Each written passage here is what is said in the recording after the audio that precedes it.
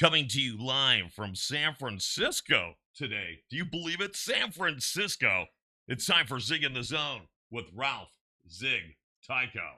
Yes, not a remote. Live in the studio You with are alive. You're right here. uh that's questionable, but That is. I am right here. That's a positive, and I'm half alive. I'm doing good. Paulie B, how are you? I'm doing well. I'm always kind of running behind, but I'm doing well. I've kind of got my action going here, so I I'm running know, back and I forth. know. And You're I even dealing with an imperfect world of technology. I am, and I'm And wearing my New York shirt today. well, for the second segment, we're going to have Jack Degraw and talk about the Yankees. But for the first segment, we have Eric C. Gray back, not in studio, but with us. And I want to just say, how you doing, Eric? I'm okay, Ralph. Thanks, and good to see you too, Paul. Thanks for having me back on. I know it's been a little while since I did this. We were gone, and we just had a Yeah, lot of stuff going on. Glad to ca- be back with you. catch up. Tell us how it's going for you. What you've been doing. You're all over the country. Well, yeah, I mean, we went to Phoenix for spring. Well, not really for spring training, although we did some of that. We had a baseball conference. Some of your Saber folks may know of the Nine Conference, and we got back and we went to DC to visit our son and his wife, and most importantly our grandkids, and we did some book talks, and then we went to see the eclipse, and it's we were around quite a bit, and we're back. Yeah, well, good. Good to have you. What do you miss most when you're gone about San Francisco? I mean, mainly our friends. um it's always nice to be home, right? I mean, there are Yeah. things that you just have to do, that can't get done while you're gone. It's nice to catch up and just relax a little bit, and of course, go to some ball games, which we didn't do the first several homestands for the Giants. We went to the game on Sunday when they clobbered the Rockies, and I think you saw this, Ralph. The most the most simple but wonderful thing was we were given Oh passes to yeah, have you a catch played on the ball field. on the field. How did that go? That It was amazing. We were there with Lynn and I, our friend Claudia, our friend Steve, and our daughter, who I think you know is a runs the press elevator at the ballpark. Um, she joined us on the field, and Lynn, Claudia, and Rachel hadn't thrown a ball probably in decades. Steve probably 15 years. I had a catch with my son a few years ago, but it had been a while, and it's really hard to explain to people who don't care that much about baseball the incredible joy that that was. I mean, I never had a catch on a major league field before, and as simple as it may sound, it was. I mean, we couldn't wipe the smiles off our faces. It was just, a great memories of growing up and being with friends, and I mean, it was just, you look at the pictures. I know you saw them, Ralph. The smiles on my wife and my daughter, and and our friends. I mean, it was just fantastic. It's pure joy, right? It's pure joy, right, Eric? Pure joy, and I can't explain that to people who just think you're just throwing a ball back and forth. I mean, it was pure joy. Because And they haven't thrown a ball back and forth. Maybe they didn't have that dad that took them out in the front yard with the glove and everything else. And um, right. for some reason, we're getting a little crackling out of your mic. So if it's something like a loose wire, just kind of wiggle something and see if that might help. But yeah, I know it's pure joy. Even like they used to have those days where you could run the bases. I loved running the bases, right? Isn't that just a great thing to do? They still do that on Sundays for little kids. And I don't think we ever did that. But yeah, it's a very very popular thing to do. I just had a flashback to going to games. I went to a lot of games in the '80s. Had a friend with shared a box seat right behind the plate. And one of the things I saw a number of times in pregame, um, practice and what have you, Hank Greenwald would be out throwing the ball back and forth with his son, who was probably about 12 at that time. And his son, Hank, can't think of his first name, Doug. Doug. Doug is a professional announcer, never quite made it to the major leagues with the Giants. And there were two schools of thought. One was it would be nepotism, and the other is he got into it because of nepotism. And so it just didn't work out for him. But he's a minor league announcer, AAA, has been for years. He's got a whole bunch of stuff going. And I miss Hank on the air. He was so dry and just San Francisco and the Mets have had great announcers through the years. So if you had to rate them along with Lon Simmons and what have you, it would be very, very difficult. Um, may he rest in peace. Speaking of the Yankees, Hank Greenwald went back to work for George Steinbrenner for a year or two. And that was an interesting combination. Hank was announcing for the Giants when I first started liking the Giants. You know, I'm a Mets fan too, as you well know. Right. And it wasn't until I took my kids to their first game in the early '90s that I became a Giants fan. And Hank was announcing then, and I thought he was fantastic. I mean, I Yeah. really did. Kruk and Kuip were wonderful. Love them. And I'm not going to rate them as rank them as you suggest, as you said would be difficult.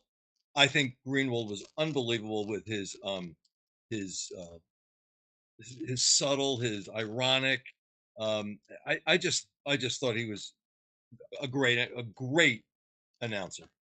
He was humorous without you even knowing it was a joke sometimes. And that's the definition of dry humor, like Paulie B, a dry humor guy. You wouldn't know it was humor. Well, there you go. Okay. We just slide it right in there. Okay. Right. Right. Or back on the East Coast, good humor for the ice cream that we Good got. humor. There you And go. boy, the good humor man, Marty Rose, recovering from ALS, my best friend, and will remember this story about when we were kids. We were like 6, 7, 8, and we were intimidated by the looks of the good humor man. He was gigantic. He was this big guy, and we were afraid to go up to him. And we went up to him. Can you tell us the time?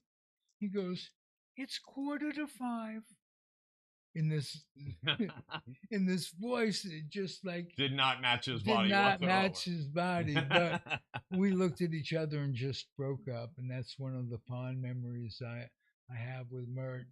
Continue to survive, Mert. We love you, and we know it's horrible, but you were on the air the other day and totally gave up on the Mets for as we all have been doing for the past 2 months.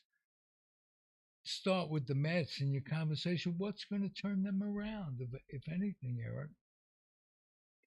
Well, I think they went into the season with a pretty significant shortcoming, which is their starting pitching, which was, I think, surprisingly effective as the season went along. Right? I mean, But Severino then we lost Diaz. Diaz's effectiveness, let's put it that way. as it turns out. Yeah, the Yeah. bullpen was fairly good. The starting pitching was far better, I think, than expected.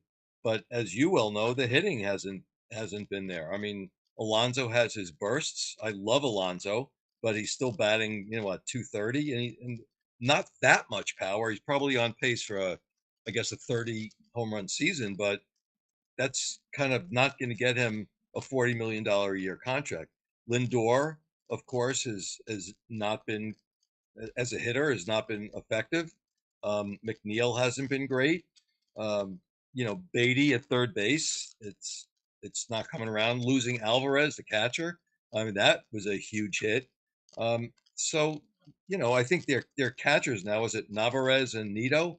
I think that they have maybe thrown out one runner stealing. I mean, I think the last time I saw a stat, they were the worst in the league as far Yeah. as catching. Those stats are Base. very confusing too, because how does the pitching staff hold on runners? So different catchers get a bad reputation, and Well, right. based on that. Well, you're Um, right. You're right. Um, Alvarez, I think last year demonstrated that he was a good receiver as well as um, being fairly good at throwing out runners. yes, he Uh, was, and he's so you sorely know, missed. yeah. Um, So I don't know, and you keep hearing rumors that you've been hearing this now for 2 years that Alonso is going to be traded. I mean, I'm not in a position to really, what can I say? It's hardly like I am that involved, but and you don't know what they're going to get back, and you don't know about the money, and you don't know what the agent. I think he's a Boros it's Boris. cli- Yeah, you client. keep hearing things that now it's popping up is that the Mets offered him was it $158 million for X number of years, either last year or in spring training. I don't quite remember, and in these kinds of things, it's always he said, she said, right? I mean, every time something ends badly between a team and a player, I'm trying to remember which one it was, where the player said they never offered me a contract, and the management said we absolutely did offer him a contract. Well, someone's not being truthful, you Right. know. Um, so I don't know where it stands with Alonso. I think it'd be really bad if they let him go. Well, especially Yeah. if they trade him. Letting him go if they can't sign him is one thing. Trading him, I don't know. Well, again, it depends on what they get. And it didn't really work out on any level trading Seaver, but they got some talent back. Um, So, what do you so say? You tear the heart out of the franchise. well, that's it, Ralph. I did some work for I did some writing for an online baseball magazine, and I wrote a piece. I can send it to you if you'd like. I wrote a piece on what was the worst trade in Mets history. I was hoping that they would do that with every team. They didn't, and that's Yeah. okay. But I wrote this piece and asked people to give me their thoughts about it because I think it really comes down to, was it trading Ryan or was it trading Seaver? And, you know, for me, I guess it depends on how the perspective that you look at it from. If you look at it, who went on to do better from that point on? Obviously, it was Ryan. I mean, Steve was halfway through his career and still at his peak for a number of years, but certainly he was, at his top. Um, but you could also say that, trading Ryan, I mean, who knew what he was going to turn into? He'd been with them for 4 years. He hadn't demonstrated, the incredible consistency. I mean, I felt like they had given him a shot. He went on to do great things. But No, Seaver, they forced him to trade. To trade, he forced the trade. His oh, did wife he? didn't want to live in. Oh, Seaver, No, Ryan. Ryan. Right. Seaver didn't want to be traded, of course. No, there was something with Seaver though, something about his wife and the columnist Dick Young. I don't remember. Dick Young had a big part of it. He took Yeah, so I management mean, to side. me, to me, trading Seaver even with the caveat of the factors I just mentioned, you use the word. You don't trade the heart and soul of your franchise. Seaver still is and may Right. always be the greatest player that the Mets developed and kept. And Ryan brought back Fergosi, who was an absolute flop. Fergosi was a damn good shortstop. Right. They in his day, and he was very young when his career fell off the table. Yeah. Well, Um, they brought him in to be a third baseman because the Mets hadn't had a right. consistent third baseman, Yeah. and he just was a Yeah. disaster. But let me Who give knew? you a few more bad trades. How about, did you know besides Joey Foy, getting Joey Foy, that was horrible. I think that was Amos Otis. Well, I remember that they didn't get much for Amos Otis. Who they No, got, that was I Joey question. Foy, and there was another one that was could have been a mainstay outfielder for many years, Paul Blair. They had him in the organization. That I didn't know. Yeah. He never So reached the majors with them, right? no, he didn't. Okay, okay. But he certainly went on to have as great a career as Amos Otis, 14, 15 years each of them as starting effective major league players. So Orioles and Royals. Orioles and Royals. Um, I I like I like the Orioles a lot when the Mets hadn't been formed, and I was rooting basically against the Yankees, whoever came in. Right. I don't know if you remember the Baby Birds with Steve Barber was one, Chuck Estrada, and it was um, it was just a time when they were contenders, and anyone that could beat the Yankees in those days were a transplanted, you know, fan fan apologist of the Yankees. I couldn't ever get to like them or love them until later years. I love the golden years of both the Dodgers, the Yankees, and the Giants. I look back upon those memories, and they're all terrific. We were blessed to live in New York, where, as I've said before, it's an assumption that you're going to have the World Series in your backyard. For a kid, all my growing up, had them there every year. Right. And Well, go ahead.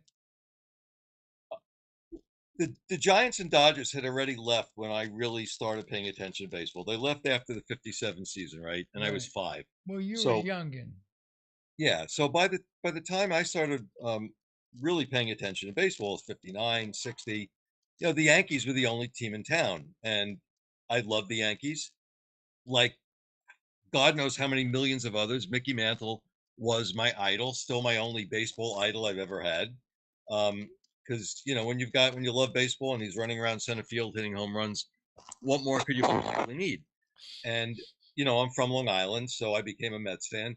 But I was a fan of both teams because I don't think that you can only like one team in your area. I mean, it usually often works out that way. But look, I don't like the A's, but I don't dislike them. I'm ambivalent about them. I hope they do well. Do well. We don't have to discuss, you Yeah. know, their future. Um, but I was a huge Yankees fan, and as I think I told you, there's a story in my second book about being at the game when they retired his number, and you know that was one of the great memories of my childhood. Um, and then he retired, and Steinbrenner took over and changed baseball in a way that I didn't like, and I stopped being a Yankees fan. Okay. How did it come that you really like, more than like, you love the Giants at this point? Probably equally to the Mets. Yeah, I mean, I can't decide when I watch the Giants and the Mets play each other at this point. I'm pretty much rooting for the team that needs it more. If one team is like floundering in the basement with no hopes of playoff, and the other one's got a shot at the playoffs, that's the team I'll root for. Um, If they you know, played each other on opening day, who would you root for? I would just enjoy the game. Okay. I mean, it's a valid question, and you know, my kids want me to say the Giants, but I'm just not willing to go there yet. Um, I took my kids to their first game when Rachel was 8 and David was 4, and I was not a Giants fan then. I mean, you know, I'd listen to them on radio somewhat, but I was only going to the games when the Mets would come into town, which, as you remember back then, it was twice a year. And that game that game was it was in August of 1992. It was against the Cincinnati Reds. I mean that changed our family because at that point, you know, Rachel just she was 8. She fell in love with baseball. I mean, she brought like 2,000 books with her to read at the game, knowing how bored she would be, and she didn't read a word. The only thing she read that day was the scorecard I bought, and the scoreboard. And 7 years later, when she was 15, she's already starting to work for the Giants, as she still does to this day. She's a press elevator operator, and everybody knows her. Kruk and Kipe love her.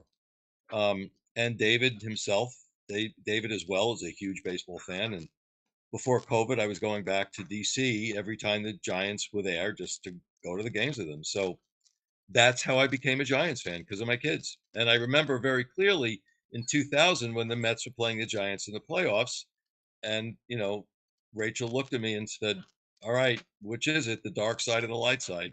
Okay. We I talked. I wouldn't make that commitment, but I very clearly remember the question.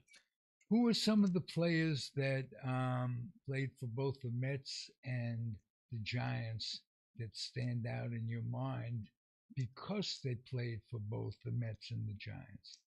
Yeah, two clearly come to the fore. I mean, Sean Estes played for both teams. There were a lot. I think George Foster played, I think, for both teams, right? Because he started off as a Giant. They made a Yes. terrible trade to Cincinnati, and then Who the Mets got him. who was But he traded for? I'll tell you. who was Foster traded for? Yeah. I don't remember who he was traded for in either trade. Shortstop named Frank Duffy. Oh well, right. That's a bad trade. That was a bad trade. That's a bad That trade. wouldn't even be a good baseball card trade. Yeah. Right. But the two players who stand out for me were Jeff Kent and Kevin Mitchell. Absolutely. Kent had come from Toronto, then he went to the Mets, and he was traded with the shortstop. I'm trying to remember. Vizcaino. Vizcaino, right. The two of them were traded to the Indians, and then the two of them were traded together to the Giants. Kent became a big favorite of ours. I mean, personality and all that aside, he was a great Giant. And I remember when after 2002, when he was going to walk, and the Giants were going to they offered him arbitration. And my daughter was incensed that they wouldn't sign him to a long-term contract. I said, "Well, arbitration is just a foot in the door. If he accepts it, there's no reason they can't, you know, offer him a larger contract." But the reason I'm bringing that up is even with the contention between Bonds and Kent. Bond said at that point, if the Giants don't sign him, they're out of their minds. So there was a lot of respect there. The other player was Kevin Mitchell. And I remember seeing Mitchell when he was still playing with the Mets at Candlestick. And I will never forget this. Everybody remembers his barehanded catch, rather, right? Right. That. But what I remember most about Mitchell was somebody hit a ball into the deep corner in left field. Mitchell picked it up, fired a strike to home plate, and they nailed the runner. I've never seen a throw like that. Right. It was amazing. So those are the two that I would say quickly pop to mind, and I'd be hard pressed to find two more that were, I thought, more impactful than those two. Well, I got to meet Kevin Mitchell. He was a manager of an independent team that played up in Santa Rosa, and he had mellowed out quite a bit by then, and we had a nice connect. And um, but I was thinking about one of the most interesting fellows who played for both teams, who I did an interview with, a podcast, was Joel Youngblood. Loved Youngblood. I did too. There was a hustler from the word Yep. go, loved baseball, and put out every day that he played. And I can tell you a story. I went to a Met game when he was playing with the Mets. And I bought, in those days, you couldn't come by them easily, a starter jacket that was satin. Um, and it was before starter was put on the label. it was just like a starter jacket, just like an official jacket. And I'm behind home plate, and not I'm behind third base, right behind the dugout, and he he scores a run, and we're clapping at, and I put my finger up and pointing at him with the jacket on, and the jacket stood out because it's not like today where everybody has a jacket. Right. Um, I had a Met jacket, and he looks up and he goes, "Yeah," and he points at me. That was that was pretty cool. Uh, I too like Joel Youngblood, kind of uh, utility guy, infield and outfield. But we'd also be remiss if we uh, didn't mention the great Wilmer Flores.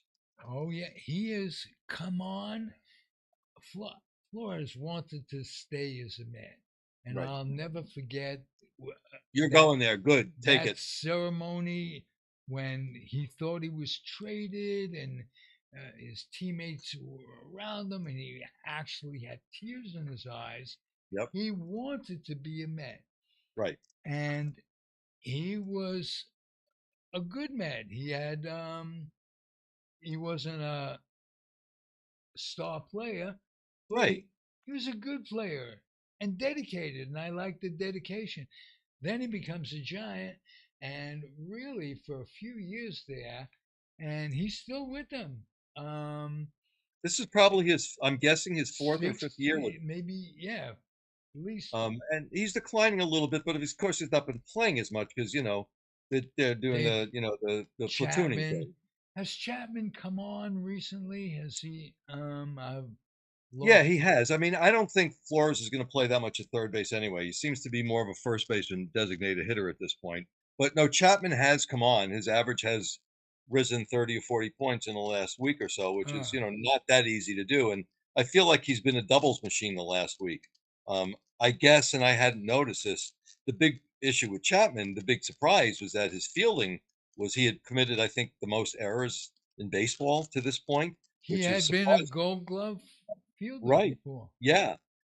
So Chapman's coming on a little bit. I mean, you know, segueing back to what we started with before, I mean, the issue with the Giants this year seems to, in a way, mirror um, the Mets start, which is they went into the year with an absolutely questionable rotation, right? The rotation was going to be Logan Webb, who is a bona fide ace. Hmm. Um, Jordan Hicks, who was a career relief pitcher, and then three guys that the Giants brought up last year who are well thought of, but still rookies, right? Harrison, Tristan Beck, and Keaton Wynn.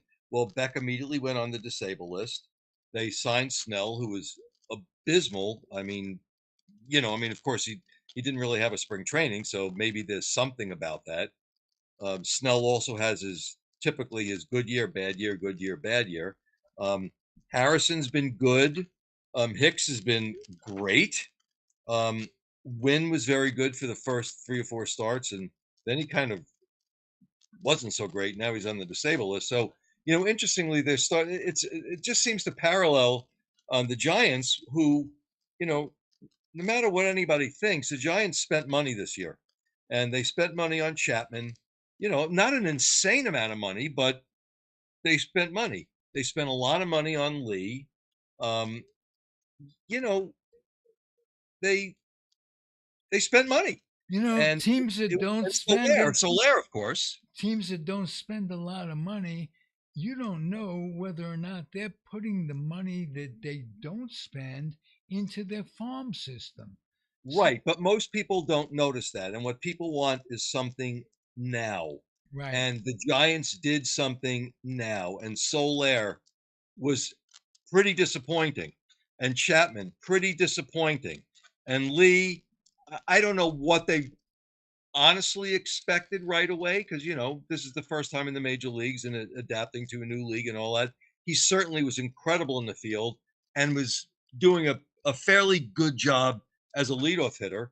And he got hurt, and Soler just came back. So I guess I'm saying it's like the Mets. The hitting should have been there and wasn't, Yeah. and they find themselves in the same situation that the Mets do, really fourth place, and still within spitting image of playoff hopes, but who knows? We're 2 months into the season. Well, the Mets are in no way in spitting image of anything. They have been horrible, and we just hope for the best. Um, your wife walked by a few. Why don't you bring your wife in? Let her be on TV. Oh, I don't know if she wants it. Lynn, you want to come on TV? No, she'll pass. But she says hi. But she Okay. says hi. Okay. When I did my book talks, I did some of them to raise money for World Central Kitchen, and there was a big clamoring for her to read a story instead of me reading them all, and she did, and has passed on reprising that role. She likes to be behind the camera, not in front of it. Behind the scenes, to each their own, but she's special, a baseball wife, someone who and it doesn't matter if it's baseball, whatever a person's passion is, they should have someone to share it with, ideally. It could be Yeah, baseball, you're, it could be like, marbles, but you're right, but she does love. So the way this became a baseball family, and my son in my first book. All right, so I'll tell you this. So I told my son I'm writing this book about people's baseball memories, and he writes me one right away. Surprisingly, he writes, "My dad took me to a game. He told me Mike Benjamin sucked, and he got 5 hits." And I looked at David and I said, "You've been to hundreds of games.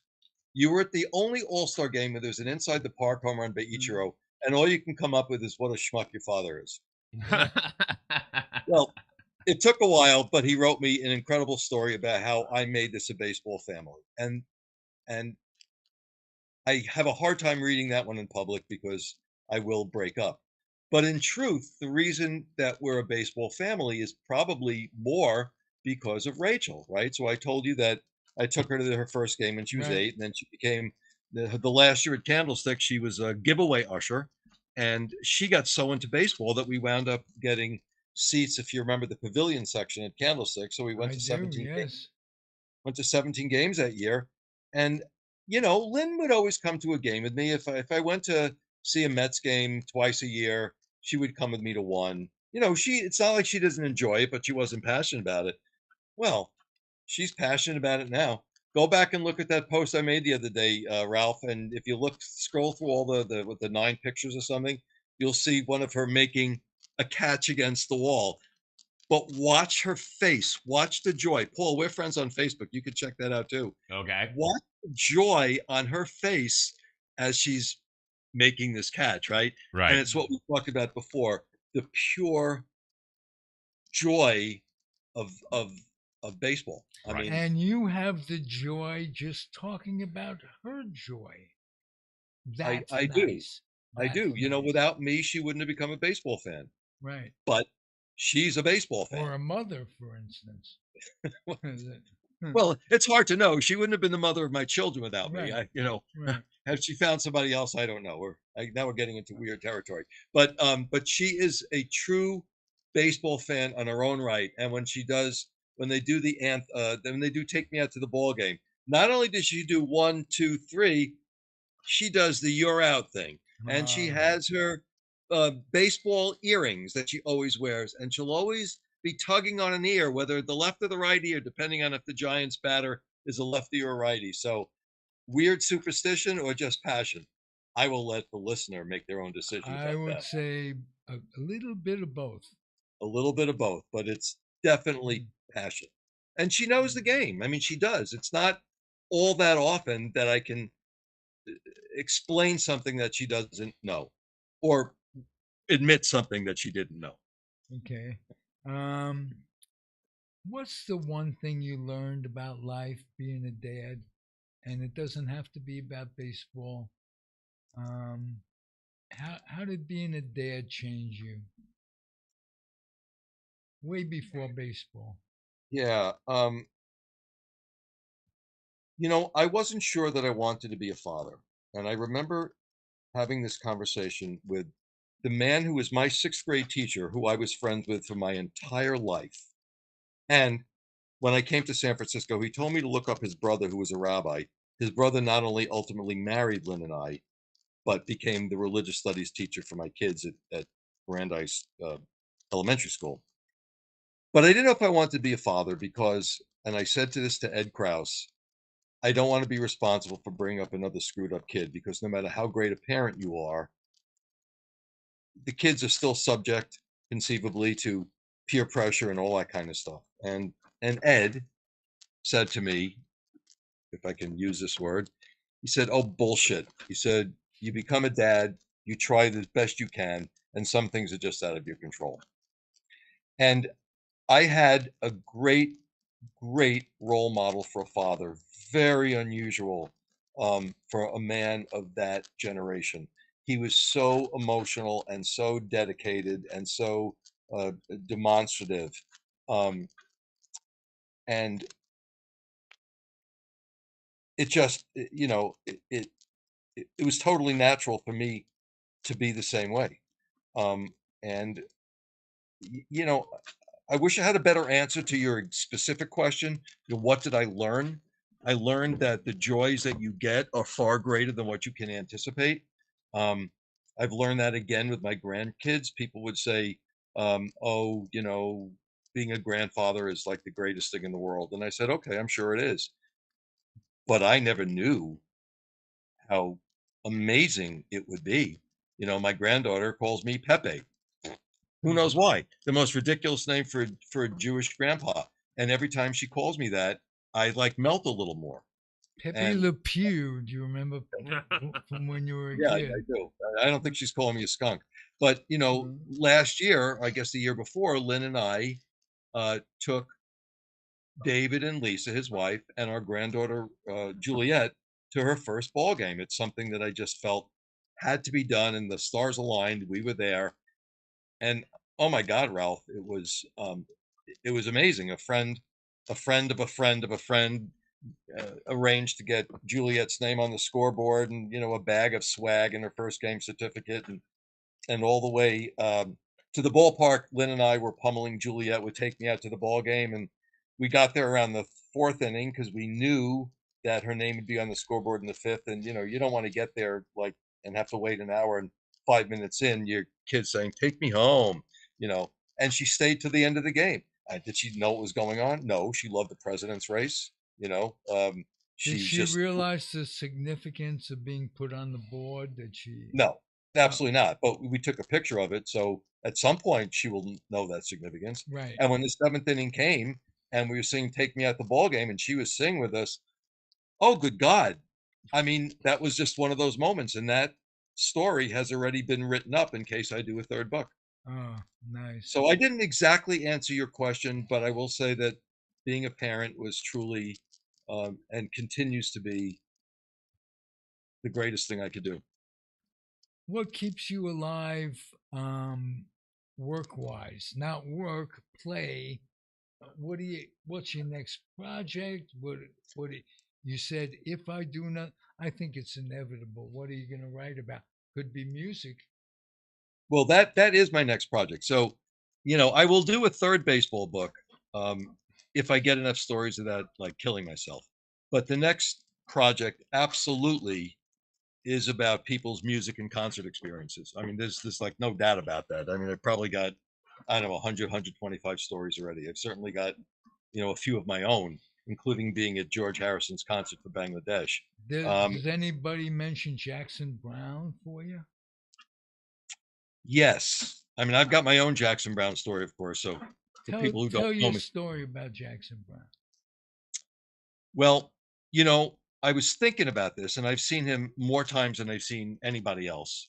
I was thinking, but do I have a specific Jackson Brown story? Because as I've said before, Ralph, I mean, if you tell me that you saw the Beatles in Hamburg, but that's all you tell me, well, good for you. That's amazing, but there's no story there, right?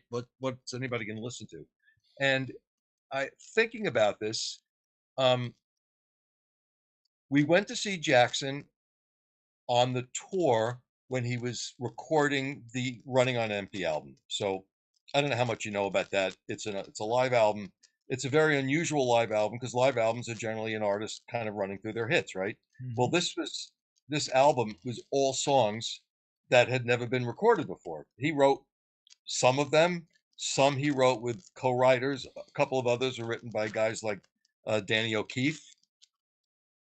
And as he was doing, I'm going to say it was his encore because I mean, honestly, I could look at the set list and probably figure it out. But he comes back on all by himself and sits at the piano and starts playing "The Seats Are All Empty, Let the Roadies Take the Stage, Pack 'em Up and Tear 'em Down." The song is basically an homage to his roadies and to the fans. And one by one, the band members would come back on and layer another instrument onto this. And then it's so for those of you who know Jackson Browne, or for those of you who like Jackson Browne but don't know it, look up the song "The Loadout." It is absolutely it's an unbelievable song. And I just remember sitting there in awe watching how this thing was going on. And and for those of you who are really into music, there's a group called the Wrecking Crew, right? But there's a more, and they're studio musicians. But the more recent one, there was just a documentary about them called The Immediate Family. These are guys that were Russ Kunkel on the drums, Leland Sklar on the bass, Danny Korchmar. Many people know Korchmar as Cooch from James Taylor. Um, One by one, Dave, and the master uh, string guy, David Lindley, he could play anything. And just one by one, they came on stage to make this, and I'll never forget that. And then the funny thing is, they launch into a at the end. Um, uh, uh, I'm losing the segue of the words, but basically they launch into. But when the last guitars been, we're going to wake up in your town, but we'll be scheduled to appear 1,000 miles away from here. And then they launch into the old song by the Zodiacs, "People Stay Just a Little Bit Longer." And, the way they adapted that song to the concert situation, it was just, it was wonderful. So look up "The Loadout." It's really wonderful. And that's probably my greatest Jackson Browne moment. Yeah. I could give you my affinity for Mose Allison in return. I don't know if you're into him, but I've heard the name, don't know anything about him. please listen to him, and I'll listen to Jackson Browne. And the next time we get together, either in person, as we so do from time to time, at a lunch with Jerry Feidelberg and others. Jerry is has gone through a procedure. He's struggling a little bit, but on the road to recovery. Um, Wish he were here right now and we could talk. But I'll give you Mose, you give me Jackson. How about that? Sounds good. And I'd like you to write up your Mose Allison story for my book. And Paul, I Yes, know sir. you're a music guy too. If Yep. you have a story, as I always say, I do not care what the genre of music is. I don't care if it's an artist I hate. I hate opera. And some guy gave me an opera story. He actually has two stories in my baseball book. And he gave me, he's an opera singer in Austria, in Germany. And he gave me a story about they were doing Aida and how the elephant did its business on stage and how they had to re-choreograph the entire rest of the show to avoid stepping in, Yeah. stepping in it. Well, So I don't care. It's all about the story. It doesn't matter who the artist is or what the kind of music is. So I probably have at least one Neil Young story that I can share with you, and I'll put that in writing and submit it. That would be great. That would be great. Cool. Right on. I look forward to it. what kind of music did you listen to when you were a kid? Me? Yeah. Oh, it was the British invasion.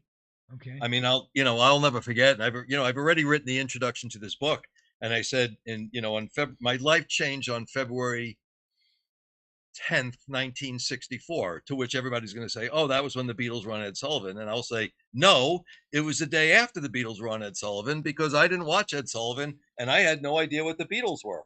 And I went to school and everybody was talking about the Beatles on Ed Sullivan. So naturally, the next week, they were on 3 weeks in a row. I watched the next Sunday. And I mean, I don't want to sound melodramatic. My life changed right that moment. and so the British invasion and Motown, that was my childhood. That was my growing up. Yeah, you And had good music. You had yeah, and probably my favorite genre of music, even more than that, is the singer-songwriter thing, as typified by Jackson and Carole King and Warren Zevon, Billy Jones Joel, Mitchell. Sorry? Billy Joel as well. Yeah, I mean the whole singer-songwriter, sometimes called the confessional, genre. Um, that's it for me. I mean, the Beatles and the Jackson are, You the mentioned top you the mentioned top of my Mount Rushmore. Carole King could have written and performed the best music in the history of everything. Tapestry. It is an absolute from start to finish. It's um, you could any song brings back tears and memories and laughter, and she Yep. was terrific. And the combination of her Yeah, um, um, with Sweet Baby James right. um, is terrific Well, as well. Ralph, I'm a lyrics person, right? Which is why I love Jackson Brown so much, and I like depth in lyrics. Oh, you But when I love think, Mo. You love Moe's. okay, but when I think about Carole King and all the great songs that she's written, including songs that were done by Herman's Hermits, like "Can't You Hear My Heartbeat," I think she wrote that one. Just a Right. ton of songs. When I think about her song, maybe the one I like the most lyrically, it is so simple but so profound. Will you love me tomorrow? And by the way, it's not will you Will you still love still? me Oh, it tomorrow, which isn't. is Oh, huh? I was going to say still. I was going to correct you. Nope, that's in the lyric, but it's not the title. The title is Will You Love Me Tomorrow? And it's kind of like Be My Baby by the Ronettes. I mean, again, we're not talking about lyrically deep stuff here, but they're just so Will You Love Me Tomorrow is just so aching and so beautiful. And that might be my favorite song by hers. Yeah. But I've not really thought about it that much. Well, I'm not even going to name her. Mine could be Sweetwater Jack. But musically, I mean, it was just something else, and it was It has a good little rhythm kind of beat to it going on back and right. forth. So I kind of like that. So mine is Help Me. Isn't that the name of it? Help Me. I think I'm falling. We're talking about Joni Mitchell, right? No, we're talking Well, about Carole we're talking King. about Carole King, but that is Oh, Joni sorry. Mitchell. There Help you Me go. is Joni Okay, Mitchell, that's right? right. Carole King. Wow, she's all over the place. It's probably the biggest pop hit of hers is I'm So Vain because we still don't know who she's talking about. Is Well, it? That's Carly That was Simon. Carly Simon, Oh, that's Carly Simon. who Oh, geez. has the I'm all over the greatest place. mouth in the entire world. I'm not going there. No, I'm Well, gonna get canceled. the rumors about that song include that they were about Mick Jagger and Jack Nicholson. Oh oh, no, close. No, not Jack Nicholson. What's his name? Yep. Warren Come on Beatty. now, Warren Warren Warren Beatty. Beatty. There Beatty. you go. Right. But who was singing the background on that Jagger. song? Huh? Jagger. Yep, exactly. And he's not even credited on it. So Right. exactly. There you go. Um, now you're such a Beatle fan. You know I'm a Stones fan. Um, if you took the top 10 Stones hits and the top 10 Beatle hits, they're pretty close. But if you take the top 30, 40, 50 Beatle hits, they're so much more prolific. Although, Short lived. short-lived, and you got to give those guys at 80 years old, they're on stage, um, incredible shows to this day. They're not just walking through it and sitting in a chair singing their Right. greatest hits. And McCartney also. When I so, you know, I'm not a Stones fan. I like them. I probably like 100 Right. of their songs, but I'm not a fan. Um, But when I started listening more seriously, and again, remember, I'm a lyrics guy, and I started listening to some of their stuff from the mid to late 60s, I realized they did some pretty incredible stuff. Um, you can't always get what you want. Give me shelter, sympathy for the devil. I mean, there were just some, and even songs like Mother's Little Helper. I mean, that is not run of the mill stuff. No, and they Um, broke a lot of. I mean, this is radio in this right, time. You're right, talking about pills at that right. time. Yeah, Mother's Well, mother's you know, little and that helper. Yeah. yeah. that I mean, that was a little bit like the Kinks. The Kinks were doing stuff like that too. Very Right. kind of social commentary kinds of things. The thing for me about the Stones is that after, oh, I don't know, the mid 70s. And again, I don't know their studio albums very well. I love Sticky Fingers, but I don't really know many of their studio albums well. To me, at some point, the music just had an incredible sameness to it. I don't feel that they progressed. And the Beatles went from 0 to 60, in like 3 seconds. And, But it's interesting how the two groups, um, you say what you want, the Beatles never got along with each other. There was friction everywhere among the Beatles, among the Beatles. well, if you watched, did you watch Get Back? No. Did you I've watch seen Peter it. I've seen it. Yeah. the movie Let It Be was very depressing back in 70 because not only were you not going to hear Beatles music anymore, but they hated each other. And what Peter Jackson found in these 58 hours of previously unseen tape is a whole bunch of stuff that showed that even though there were frictions that ultimately led to them breaking up just a few months later, um, they still loved each other and they respected each other. And, I've read a lot of stuff, and evidently Lennon and McCartney kept seeing each other through the 70s. They were able to work through their stuff. I mean, it's commonly thought that, it was only just before Lennon got shot that McCartney went to visit him and they patched things up. There's all kinds of evidence that they were getting together, I won't say frequently, but regularly. And that, even Lennon, who, was a not a very nice person often, and a very, very to the point person, he said he was my brother. And we had fights, but I love him dearly. So, Well, if you bring George Harrison into that equation, didn't run all that smoothly. Harrison basically felt, and I think rightly so, that he was given short shrift. And, very famously, so probably most of you know that on maybe Harrison's greatest song, While My Guitar Gently Weeps, it's Eric Clapton who did the guitar solo. And when Harrison felt that John and Paul, and Paul has acknowledged it, did not think much of the song. And Harrison went to Clapton and said, I want you to play on this. And Clapton said, I can't play on a Beatles record. And Harrison said, well, yes, you can, because I'm asking you to. And at that point, Lennon and McCartney took much greater notice of the song. And I think Harrison was bitter that it took, bringing Clapton for them to pay attention to what really is an epic song. Um, but, Well, it's they all came fitting to on terms. some level because Clapton is an epic talent. Yeah. So Yeah, he's I, what I used to call my guitar god, right? And so I get it. I mean, they had Ravi Shankar do something on one of them too. So I mean, you bring in the talent where the talent's not needed but wanted. I guess where they saw it, that was their vision. But you're right. It's bad when you have to hire out or hire talent from the sidelines, yeah. especially for something like the Beatles. So, but well, yeah, that's what they did. They did to make the Let It Be sessions go well. They brought in Billy Preston, right. Right. and his influence is all over that record. And maybe they went on good behavior with an outsider there. Right. Yeah.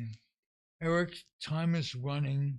Um, you take us out. You talk about anything you want the audience to know. You're going to come back repeatedly. I know that.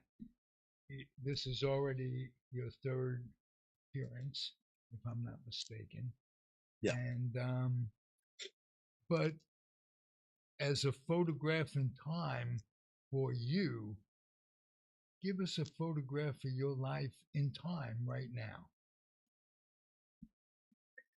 I'm lucky to have made so many friends through baseball, you being one of them, and now you as well, Paul. It has been something that when I started writing these books, if I could do a self plug, I've written 2 books about people's baseball experiences. Very few of my own stories in them. There are other people's stories from around the world, bases to bleachers and backyards to ballparks. I want to keep writing these books as well as the concert book. The friendships I've made, um, it was completely unexpected, and I've made some of the best friends in my life through through this project. In fact, it turns out that we're actually related by marriage to some guy I met randomly at a ball game in Milwaukee. Um, it's been lucky. I loved my career, but boy, I've It's not lucky. You're easy to befriend. You're well, thank genuine and you speak, you have opinions without being opinionated. And you and I, politically, we are on the same level, absolutely on the same level. Our ideology is the same. And I'm honored to have met you and befriended you. So it works thank both you. ways. Thank you, Ralph. Me too. And so I would leave it by saying if anybody out there has a story, either baseball related or music and concert related, please email me. It's Eric. I'll tell you more about it. It's eric.baseball stories, plural. So it's BASEBALLSTORIES at Gmail. There's also eric.concertstories, but obviously either one is going to get to me. If you want to know more about the projects, please do. I'd like to do more book talks here in the Bay Area. Paul, I'm hoping to get you to one of them. And I've just been lucky to fall into this amazing post career. Beautiful. It just kind of blended in. You didn't miss a beat. Um, I'm glad you're my friend. Me as well, Ralph. And I'm glad that you're my new friend. So again, Me give as it well, up for Paul. Eric Gray, everybody. Yes. Let's give it up for Paulie too, because he has the best clap in the industry. That's right. So thank you. We will see you soon, though, and send our love to your family. Okay. Will do. Thanks, guys. Thank Enjoyed you. it as always. All right. Okay. You guys, you check out Eric Gray wherever Eric Gray can be seen and heard.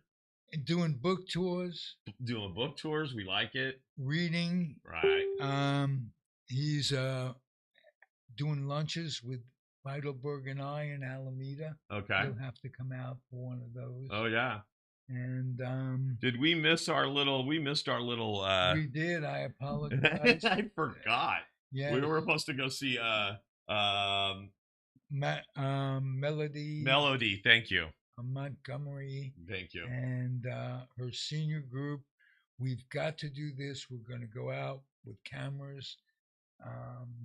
Cameras galore. Nikon, Sony. God, we have cameras up the butt. But we will go and see their senior. And They call that a colonoscopy. I didn't think about that. That's why I'm here. Did you notice our and coasters are baseballs? And those colonostomies cost more in the end. Yes, they do. Okay. They cost you in the end. Where did you get this? Oh, these are some bar coasters, and we like coasters, and these are hold this up. Oh yeah, here, let's get your right camera. Boom. Hold it down a little for me, right about there. So, whole bunch of baseball coasters that we can throw on the table. That way we could play catch, just like old times. Yes, we can. All right. So work popping, and that was Eric. And now we're going to Jack Degraw. Yes, we are. But first, we're going to take a little break and just give ourselves a few moments to wet our whistle. And we are going to go to Jack Degraw. And Jack and I are going to talk about the greatest dynasty in baseball history. Okay.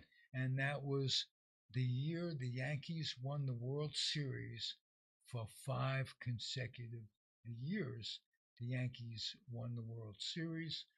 for 5 consecutive times, 1949 till 1953. Wow. And he's going to bring us up.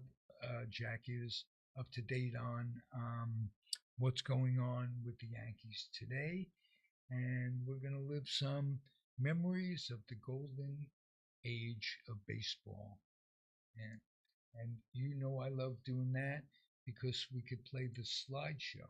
Exactly. And we don't miss a beat because we could be talking to Jack, we could be kibitzing and doing what we do, but then rolling that in the background.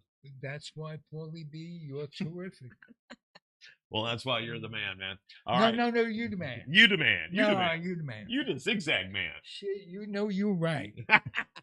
All right, guys, you know it's that time. It's that time. If you have a flavor to savor, grab your thing, smoke. We'll be back right after this with Jack Degraw, everybody. All right, guys, it's time to take a break. We'll be back right after this.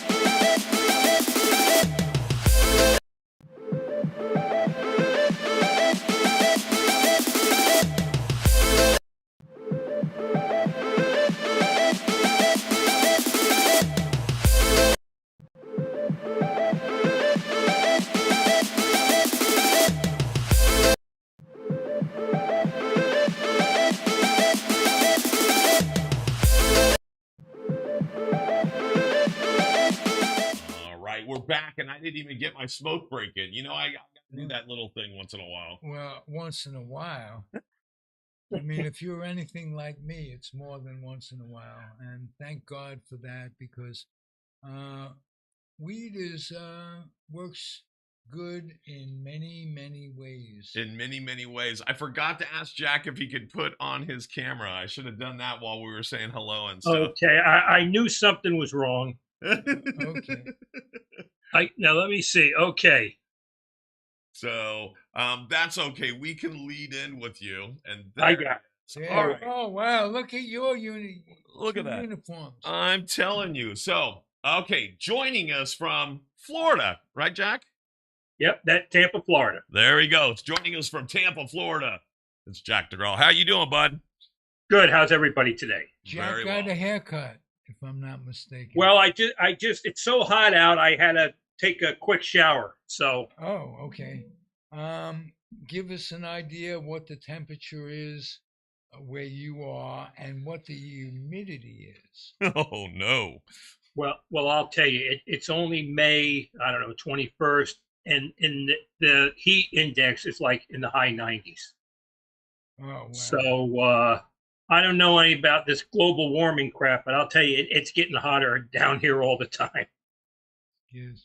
Well, I'll tell you something that will relieve the heat a little bit, and that's talking about the thing that basically brought us together was the day, and this was the anniversary was last week, if I'm not mistaken, the day Joe Pepitone hit 2 home runs, made a 12-year-old boy, won 2 games of a doubleheader, made a 12-year-old boy happy, and my grandfather, Phil Pop, was in the real latest stages of his life.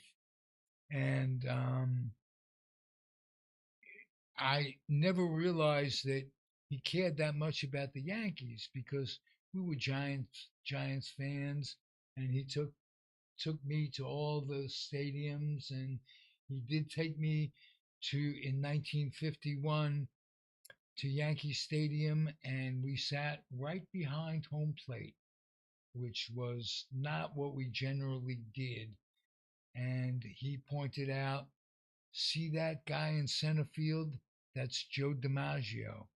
You'll never see him again. He was great, blah, blah, blah. I want you to remember that you saw Joe DiMaggio. And that memory is I remember looking at him when he said that, and then looking out and seeing the figure. I'm 4.5 years old. Memories like that were terrific. Now, you were 12. What did that memory of Pepitone, how did that influence your baseball fandom, Jack Degraw? Well, I became a Yankee fan when I was like 7 years old, and the first game I ever went to was August 8th, 1964, and it was Old Timers Day, and I actually got to see Joe DiMaggio play, and he actually got a hit. I got to see Allie Reynolds and Gil McDougal and Eddie Lopat, the Scooter. Yoki was the manager, and Dizzy Dean, and all the old great players. So and I always had like a fondness for Joe Pepitone because of that game on May 18th, 1969. I had the Daily News article, and I got Joe to sign it like 25 years later. So he was always like a special memory. And also May 17th in 67, I went to a game at Yankee Stadium, and Mickey Mantle hit his 501st homer. Joe Pepitone hit a homer. Tom Tresh and Daddy Wags Wagner hit 2 home runs for the Indians. So Wow. it's Daddy amazing. Wags was an original Angel, as a matter of fact. And before that, a Giant.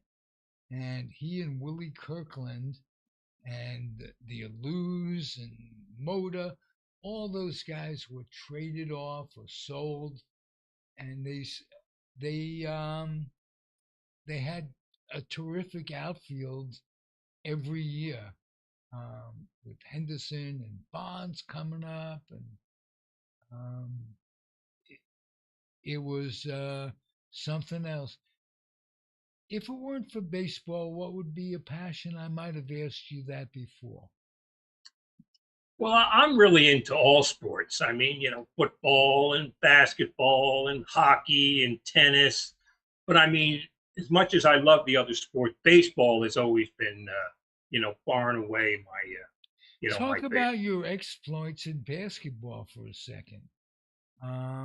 It's could be found on YouTube. I thought it was free throws that you were making. It was 3 pointers that you were making. Um, how'd that get started?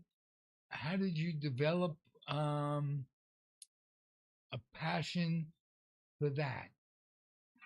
Well, the thing is, I just always loved to play sports. And where I'm from, there wasn't a lot of people around who were really into it.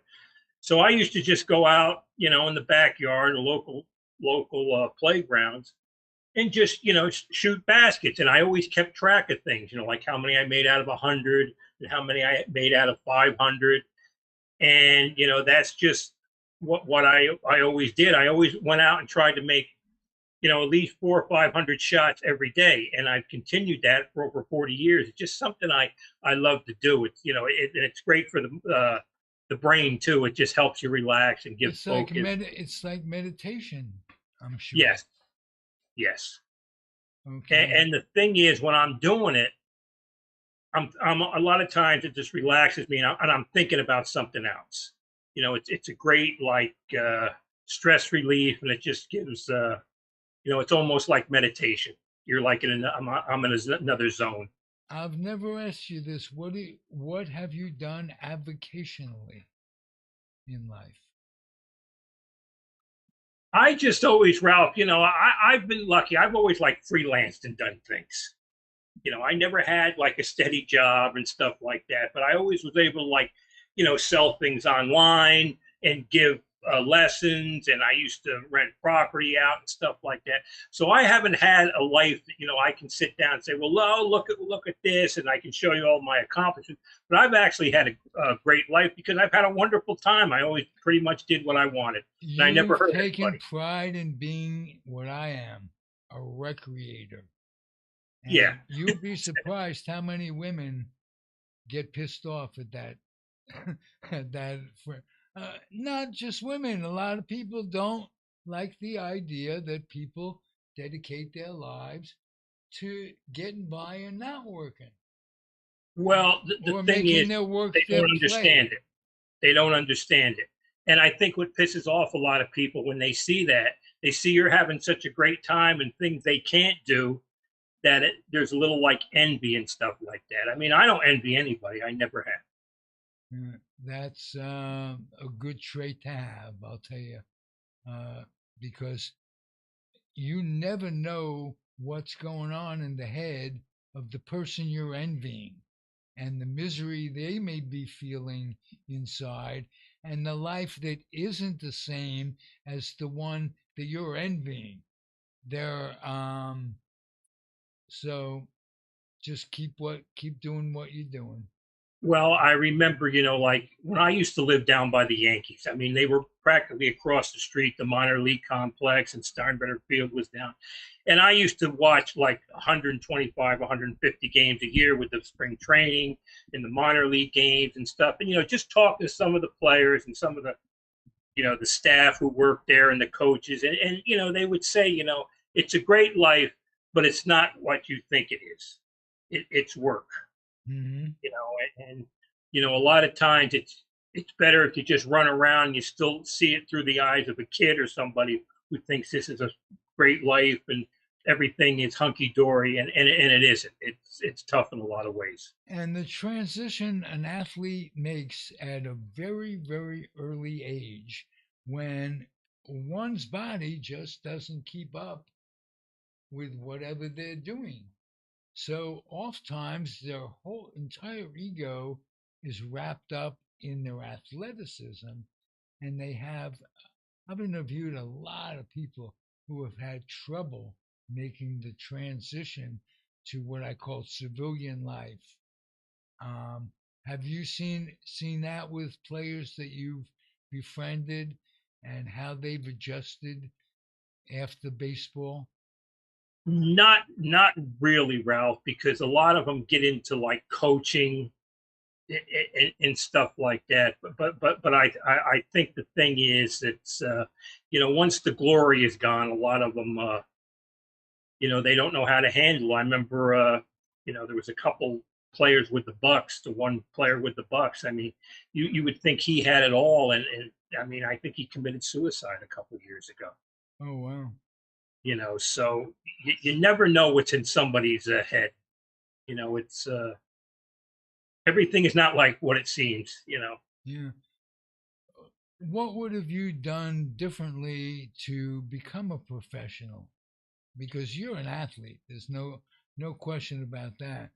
How did that the I think realization that you were going to have to do not be a professional? I think the thing is, Ralph, when you grow up, it's good to have mentors, somebody who you can look up to, and somebody can help you with stuff. I mean, I think that, my dad dying a year and a half old, I never really had like an adult figure in my life. My grandfather died when I was 15. And I think with my mom, and, I had to stay with my mom and my grandmother and stuff. But I mean, I was back then, people were very loyal to each other. You stayed with your family. You didn't think about other things. But if I think I had somebody to help me, a couple people say, look, you may not get to where you want to be, but you're at least good enough. I always say you're good enough to be bad. If you're a bad athlete, you're still better than 98% of the people who play sports. And there's a difference between being an athlete and being somebody that just plays a game. And And I think that's you've kept that in mind all these years. yes, Good. yeah, It's part of good sportsmanship, right? yeah. And it's funny. I see kids now. It's like they challenge me on the court, and I said, look, I'm 68 years old, 67 years old, and I don't think what they can't. I think it's all like it gets to be ego. They don't know what it's like to work really hard to get to somewhere. And I just remember talking to players down here, and I would go to this guy, oh, you beat this ex major league pitcher 2 games in a row, and they would say, well, Jack, he's just working on things. He's not trying to, he's just trying to get back to the big leagues. He's just not down here to just to win. He's trying to get to the higher level and stuff like that. And I think the modesty they have, because they really understand it. I mean, a lot of people look at minor leaguers as unsuccessful. They didn't reach their high. They didn't reach the major league, but they have to be terrific just to get where they are. Just to be signed to a minor league contract. Can you imagine being paid to play a sport? I equate that with what Paulie B does, who's a comedian, and They pay me to make other people laugh. right, exactly. Make people smile, make people laugh, make people feel good, and put money in your coffers, and you don't feel like you worked all night. No, you just played with the people, enjoyed their company, and it's basically the same as an athlete. I kind of feel like I hate to cut you off, but I almost feel like sometimes as a comedian, as a stand-up, I'm almost like a lady of the evening. How do I want to say it? Well, because you're paying me for a good time. Right? See, we never talked about this side of you before. Have we? We've not talked about this side of me.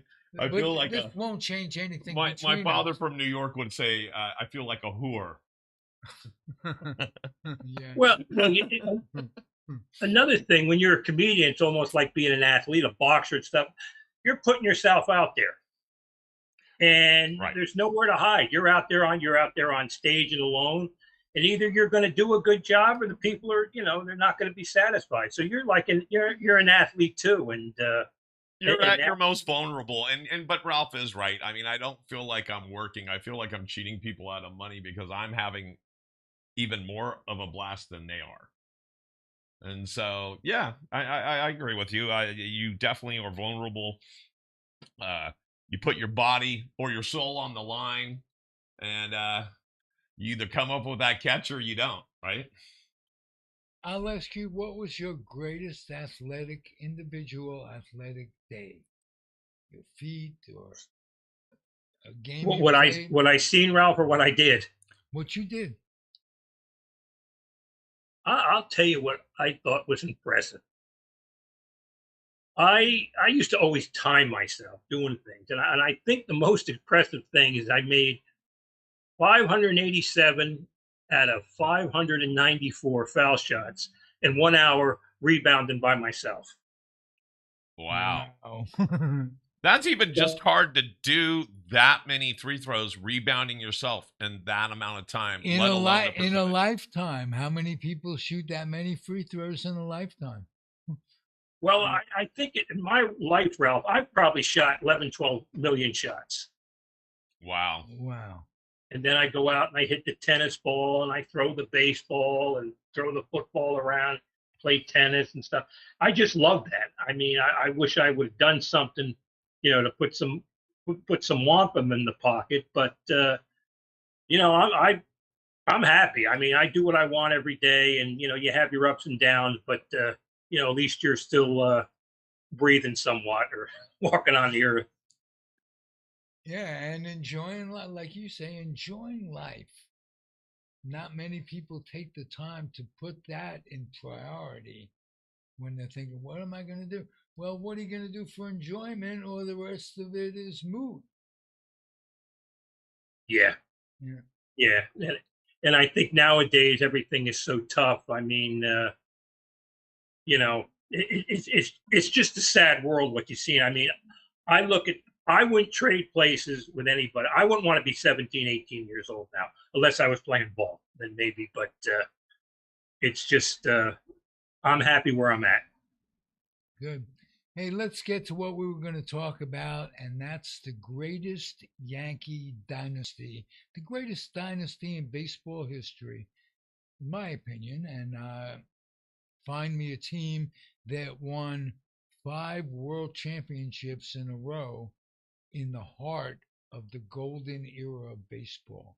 The New York Yankees from 1949 to 1953 won 5 in a row. Incredible. Yeah, and you know what's interesting about that, Ralph? In 1949, the Yankees had to win the last 2 games in Yankee Stadium against the Red Sox to even get in to the World Series. In 1950, they won on the last weekend of the season. There were 3 other teams beside the Yankees who won over 92 games. In 1952, they only won the pennant by 2 games. So there was a lot of great teams during there. The Red Sox had a terrific team. The Indians were good with those pitchers. The White Sox might have been 6 in a row were it not for the Indians, who came up with a year that was incredible. I think they won 114 games, and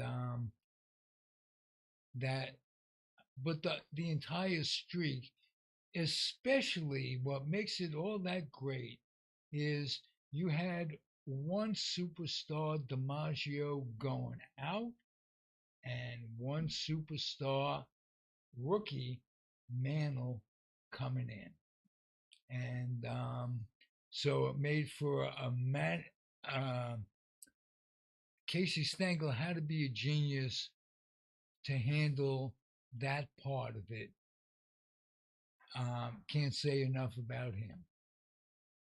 Yeah. I mean, one of the things, Ralph, I mean, we touched on a little bit, when we talked about Mantle and DiMaggio, but the thing I think with Joe D, in his defense, Joe had heel problems, I think, in 1949, and him and Casey didn't get along. Like when Mickey come in, Mickey's 18 and Joe D is 35, 36, and he don't want to go out as a bum. So, I mean, he had other things to think about besides, mentoring a young kid. So, not only, they had Phil Rizzuto, who was, and Ted Williams said what was the difference between the great Red Sox teams and the Yankees teams, and Ted Williams said it was the scooter.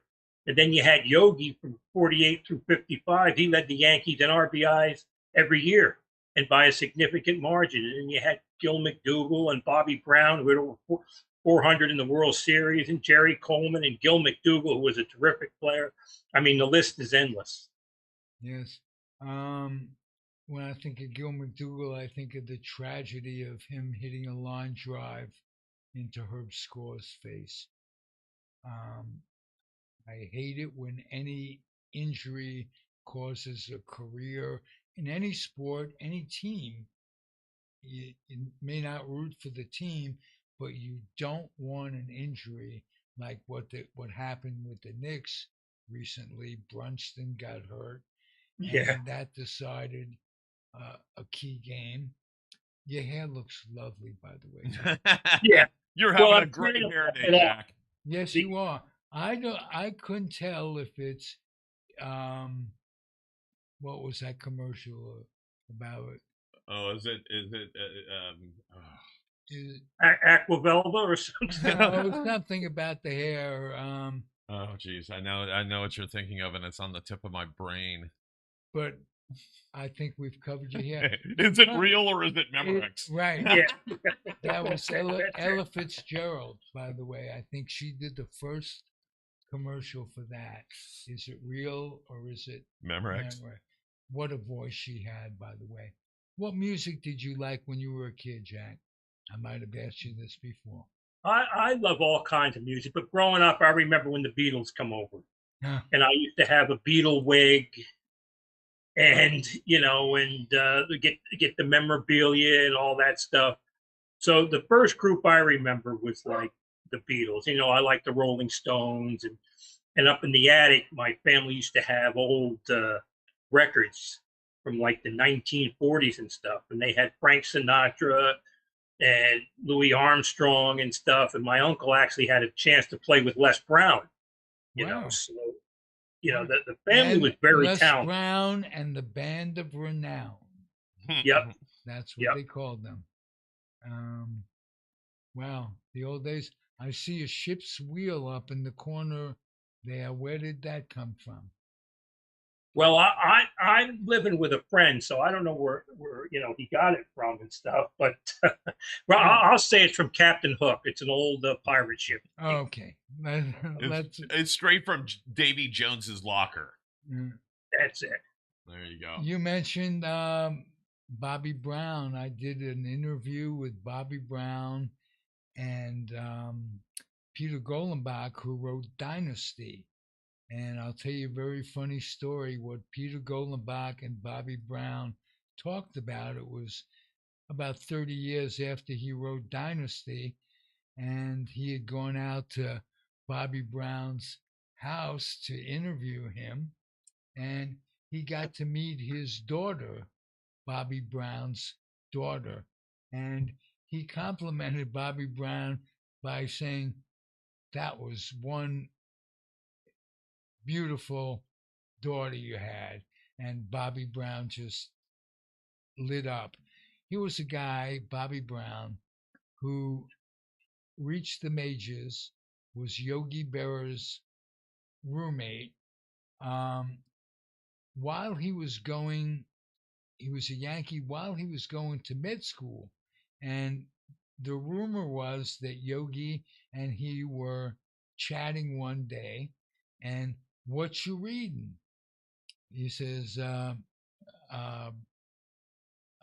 Grey's Anatomy. And Yogi says, how did it turn out? Yogi was reading comic books. Yeah. And so baseball players come from all different kinds of world. And Yogi Berra was not destined to be a doctor, but he was destined to be a philosopher instead. There are so many yogiisms, some true, some invented by Joe Garagiola, who grew up with him and was also a Yankee announcer for a period of time.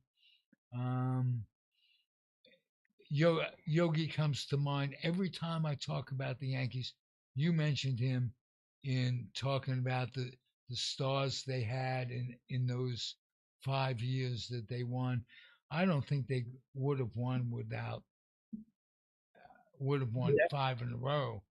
Yogi was terrific, and the memories I have of Yogi is like he used to come down to spring training, and he'd be sitting in the dugout, and like a lot of times when the pitchers would be like behind the screen, they would put Yogi behind the screen, and Joe Torre would be there and Joe Girardi, and they'd be asking Yogi questions, and Yogi would ride around the cart with Joe Torre, and I got some terrific pictures of Yogi with Derek Jeter, and I mean, you'd sit there and you see this, this older man who's hunched over, he's like in his early 80s, and excuse me, it's like that was one of the greatest baseball players ever, and there wasn't a better guy than Yogi. Yes.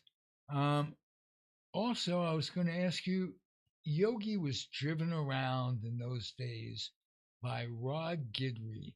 I mean, not just driven around in the cart and what have you.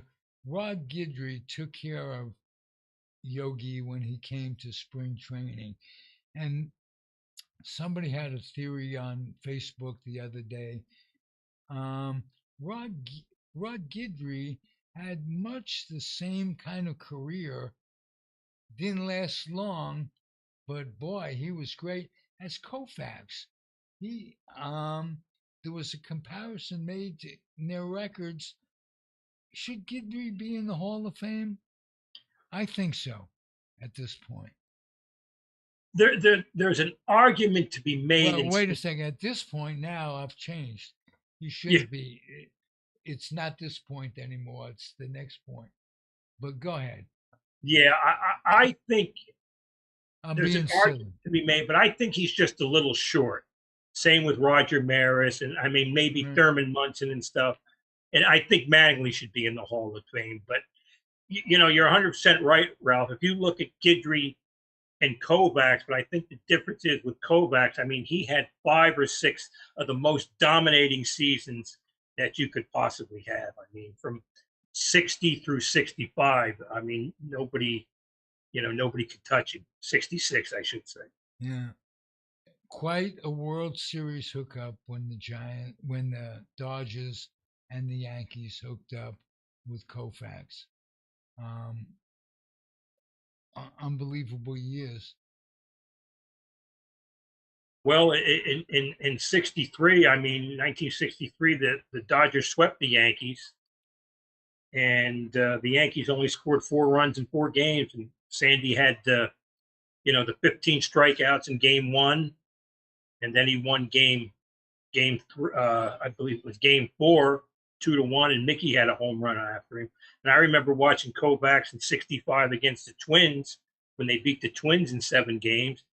And Sandy didn't have no curveball in Game 7, and he just threw all fastballs, and he shut out the Twins. So I mean, if he could have played another 5 or 6 years, I mean, if modern medicine were in effect back then, they could have done an awful lot to extend his career.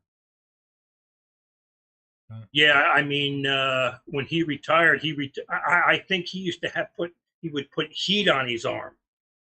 It was like scalding heat, and it's just he quit playing because he was afraid he was going to lose the use of his arm. There, I got it out. All right. You are a little dyslexic on it, but we'll let you go. That's all right. It happens. Jack, one of the things we talked about before coming on, I think we did an email exchange or a Facebook exchange. We wanted to talk about how George Weiss, when a player, and the example we had was Vic Raschi. George Weiss traded Vic Raschi to make a statement to the rest of the team not to ask for raises.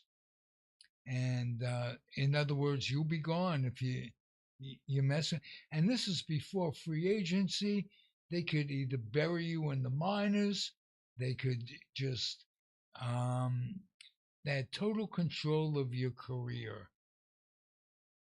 Talk about George Weiss and what he was like to deal with.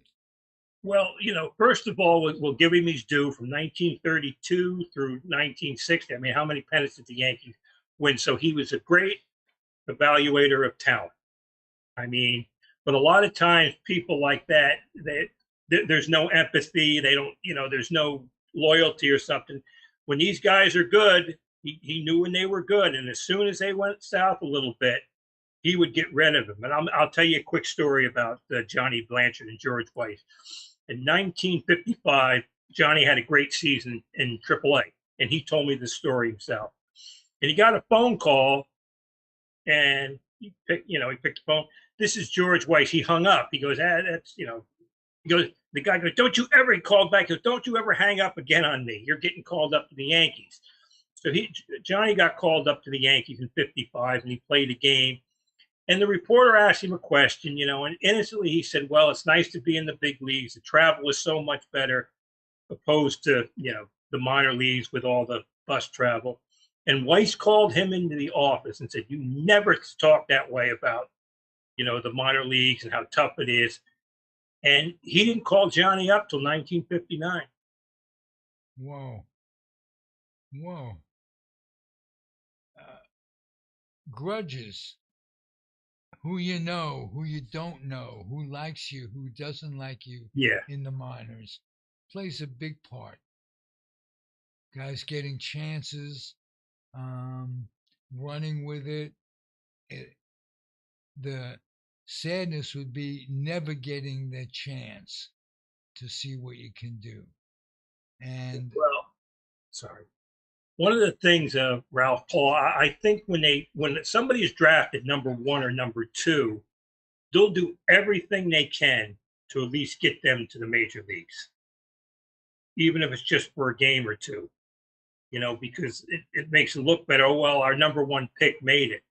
But a lot of times it's, you get caught in the numbers games. I mean, I've seen a lot of kids down here with the Yankees, and with all these long-term contracts, they were never going to get a shot at the big leagues. Yeah. And a lot of them just never got the opportunity because of the organization you're in. And I'm going to ask you about a player named Taylor, the pitcher who did get a shot. Tell me about his story.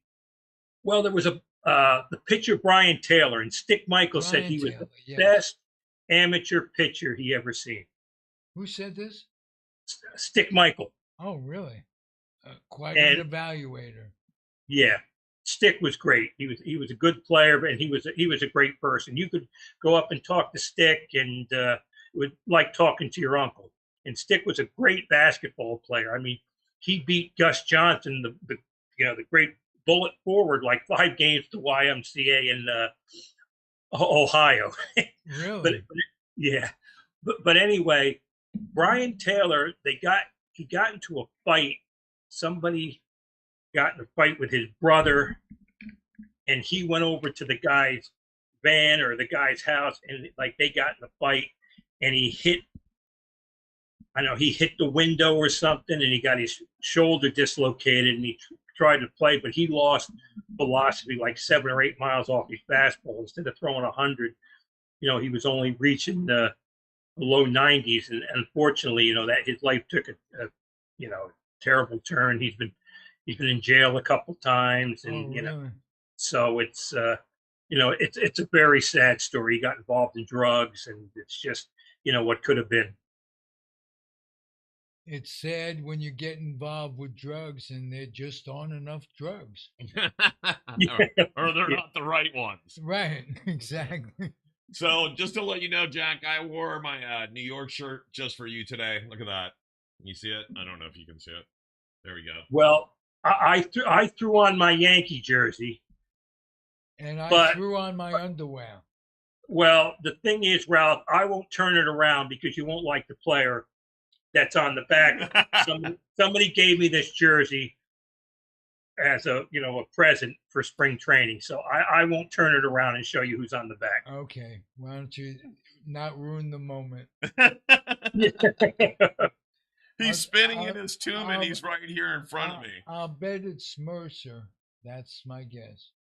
No, it's a bad encounter with a player you had in the minor leagues when you went to signing. Oh, that was in my book, Gary Sheffield. That's it.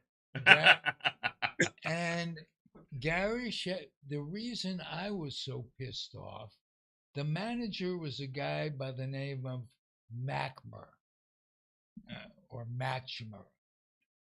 And he was an Angel outfielder who hit a home run first time up in the big leagues. Never got his name on the baseball card. Never. He wasn't on the 40-man roster, whatever it was. And I was talking to him. He was the manager of Stockton. And Sheffield was the only guy I had to sign with Topps that day. And I was talking to Matchmer about how his regret, one of the biggest regrets he had, was not being on a Topps card, not being a baseball card. I don't remember how that came out in the book, but it must be pretty close because that memory will not go away. So here comes Sheffield into the clubhouse, and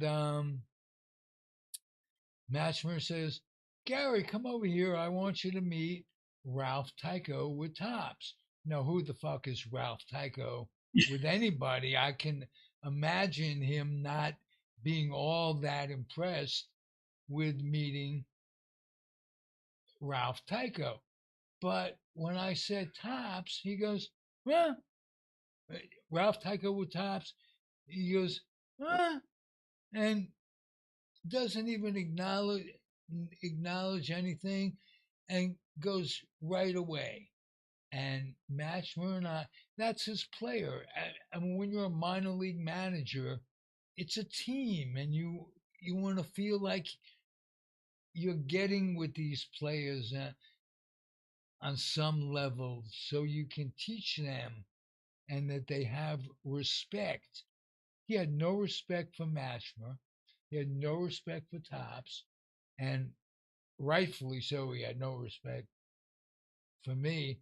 But I was upset with him more because of the way he treated his minor league manager. And those guys weren't making much money at that time.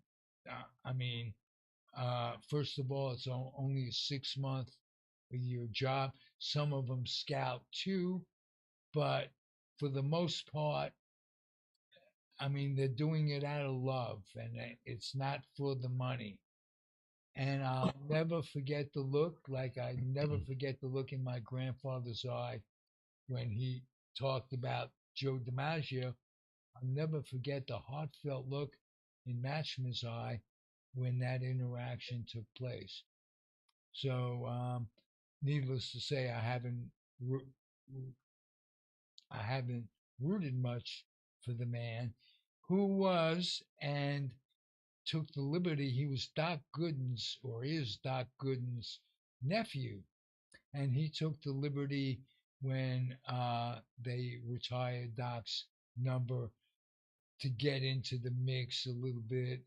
I think he had played for the Yankees a little bit. Oh, he must have. You got him on the back of your jersey. So he got in the mix of retirement.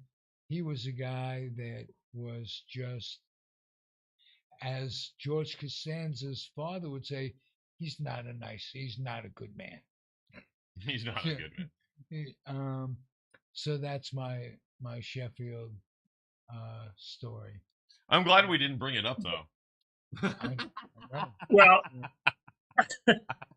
the only thing I can tell you, Ralph, I met him down here numerous times. He was a member at the gym when he played for the Mets and stuff, and we had a lot of nice interactions. Oh, stuff like that. To each their own. That's right. And But the thing is, it's inexcusable how he treated you, and especially the manager. the manager. No, it's not inexcusable. I've been treated worse by the parking lot guy. Yeah. So, it's well, go to your local Walmart. You'll get treated. That's Nobody right. They'll greet you like you're home. at least there's a greeter. Yeah, that's right. How about that? Give Walmart a lot of credit. Hey, Jack, anything you want to tell us on your way out? What you got going right now? What you're talking about? What you want to talk about to take us out? It's time for those shameless plugs, socials, and anything you got up and coming, man. No, I'll just throw this info out from 1949 through 1953. Eddie Lopak, Vic Raschi, and Ali Reynolds won 255 games, regular season games with the Yankees, and they won 15 games in the World Series. And Ali Reynolds